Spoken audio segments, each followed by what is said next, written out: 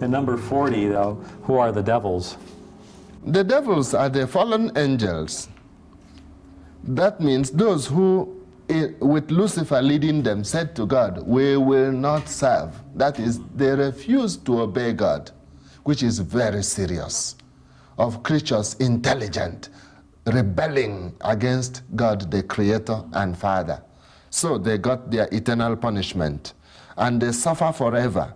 They are deprived of seeing God as He is. They are not with Him in heaven, and they never will be, and they know that. They are tortured forever in a way we cannot, that is beyond us. We cannot understand how a spirit without body is tortured. However, we ourselves can understand some suffering we can go through. Has anybody ever hated you? If you are parents, has any of you, there are children who spit on their parents. You see, the suffering of the parents is not physical but spiritual. Has anybody been very ungrateful to you? After you have done the person very great good, the person turns around and spoils your name, accusing you falsely. That is not physical suffering but spiritual. That type of suffering can cause us even stomach ulcer. That can be a little sign, but the suffering of hell is suffering that we never imagined before and we cannot imagine. We can then see that these fallen angels are enemies of human beings, as they misled Adam and Eve and got us all into trouble. So they will try to pull every one of us into sin if they can, and if we let them. Right. When we think of it in Revelations, a third of the angels were swept into, weren't swept down to hell, we're swept down to earth. That's the shocking thing. Scriptures tells us that the devils were sent to earth. So they're prowling around like a roaring lion, as Peter says. Yes, Peter says it. Be sober and watch, because your adversary, the devil, is as a roaring lion. Even when the lion doesn't roar, it is fierce enough. But when it roars, they go about seeking whom he may devour. St. Peter says, whom resist, strong in faith, knowing that the same affliction befalls your brethren who are in the world. That is, there is no temptation that will be beyond our strength.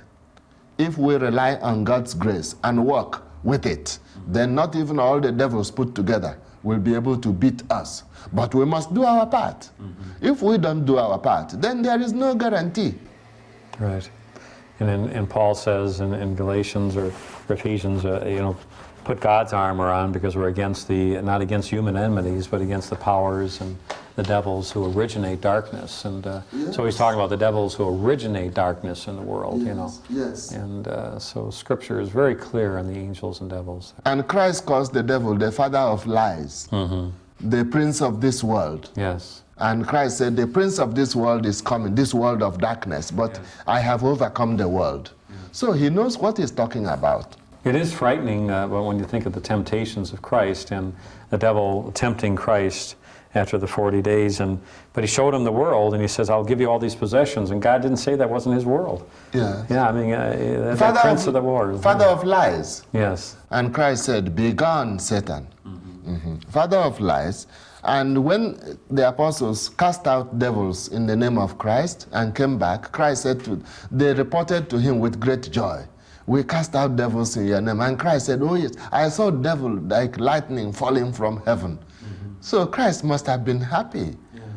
But he warned them, don't rejoice because you cast out devil, but because your names are written in heaven. And St. Paul warns us, he who thinks himself to stand, let him take heed lest he fall. As long as we are on earth, the father of lies will try to get us in one way or the other. It is for us to be cautious. If you are riding a bicycle, it's no use saying, if someone says, please ride carefully, you say, oh no, I've been riding bicycle for 30 years, I never fell off a bicycle. Yes, but you can fall off today. That's right. Never assume anything. It's always being on your guard.